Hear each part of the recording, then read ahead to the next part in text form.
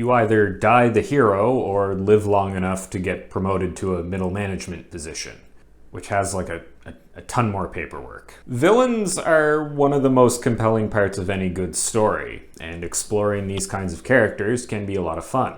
They can run the gamut from irredeemable pits of darkness to fallen heroes to beloved family members turned bad. Their motivations can vary from well-intentioned to revengeful to downright insane. There's a lot of flexibility when it comes to writing a villain, and with that flexibility comes a few challenges. If not written well, a villain can easily slip into cliché territory. If you're trying to lead your villain on a redemption arc, then you need to be extra careful about how you write them. There are times when you want a villain to not be sympathetic at all, and other times where you may want a reader to sympathize with the villain. A poorly written villain is going to have negative impacts on the rest of your story, as a lot of times a hero is only as good as the villain they go up against. So with that, here are some tips on writing a good villain.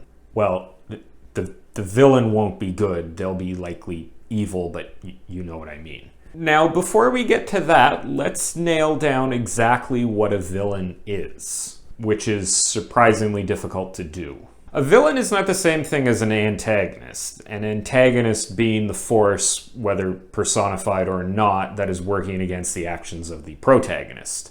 And the protagonist is often, but not always, the hero of the story. While villains are generally always antagonists, an antagonist is not necessarily a villain. A villain is defined by the evilness of their motivations and actions. An antagonist is defined by the opposition of their actions and motivations to the hero.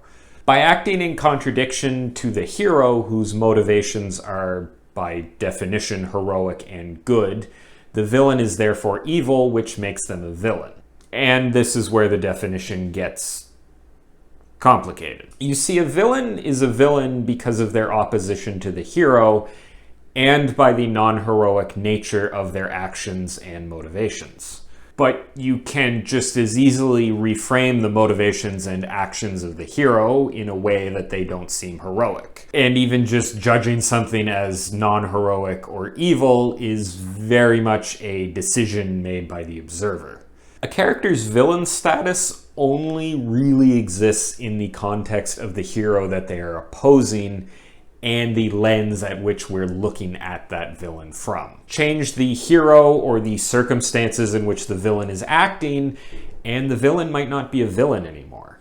I could go on here about how villains and heroes and good and evil are just literary shortcuts to tell the reader who they should sympathize with, and that changing the context or situation even slightly can flip the whole thing on its head and make it impossible to really know who we should be rooting for. We could get into a whole big discussion about this, but due to a lack of time and the fact that it would derail the entire concept for this video, I'm not going to do that.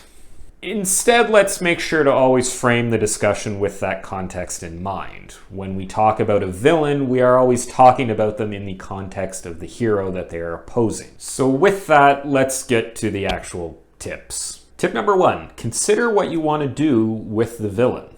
I mentioned at the beginning that villains are very flexible characters and there are plenty of directions you can take them in.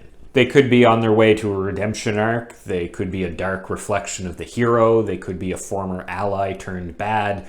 The world is your antagonistic oyster when it comes to writing a villain. Because of this flexibility, it's important to decide how you want to use your villain and what direction you want to take them in. This is going to affect your story in a lot of ways. Depending on how you write your villain, your hero might end up trying to destroy them at all costs, or might try turning them back to the side of good. How the hero chooses to deal with the villain needs to be in line with how the audience wants the hero to deal with the villain. All of this is going to have a major impact on the story, and a large part of what will drive this is the villain's motivations, which coincidentally is our next tip. Tip number 2, consider your villain's motivations. You've heard me harp on how important character motivations are in the past, and the same is true for villains. A lot of times when villains come across as flat or uninteresting, it's because they either lack well-defined motivations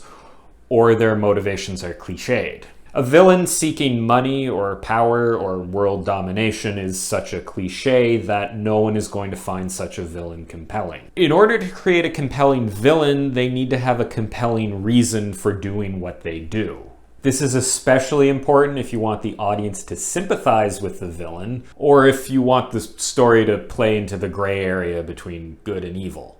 Showing the reader why your villain is doing what they do or what led them to a life of evilness is going to make that villain more compelling. It's going to make it easier for the readers to sympathize with said villain if you're setting up a redemption arc, and it means that all that time I spent talking about character motivations wasn't in vain.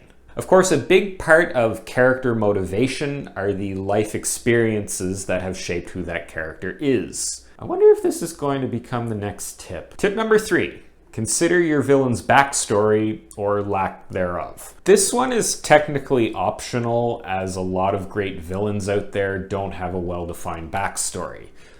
Or at least they didn't until. That said, a backstory is almost a necessity if you're planning a redemption arc for the villain, or if the villain has some kind of personal relationship with the hero. A backstory is a good way to humanize a villain, as we get to see how they became what they are. The circumstances, usually tragic, that led to their villainy will help the audience connect with the villain, and depending on your intentions, build sympathy for the villain. Of course, you can also use a backstory to establish the true level of evilness of the villain and perhaps show that they may not be irredeemable. How you present the villain backstory, and obviously the events that take place in it, are going to vary considerably depending on the story, but it's an important tool that should not be overlooked. A backstory which explains the villain's motivations and the reason for acting the way they do will go a long way to making that villain less cliched. Giving any character a backstory is going to make them have more depth and be more interesting overall. So, in a lot of ways, writing a villain is the same as writing any character. There's just a lot more, puppy kicking involved. Villains can have personal arcs like any other character. They need to have motivations and goals that drive their actions in the story and provide reasons that they're taking those actions. And those motivations and goals should be shaped by the life experiences and backstory of that character. I hope you enjoyed this video and found the advice in it useful. If you want to see more stuff like this, you can check out all my other writing advice related videos and subscribe to my channel. I post new videos every Wednesday. Thanks for watching, and I'll see you next time.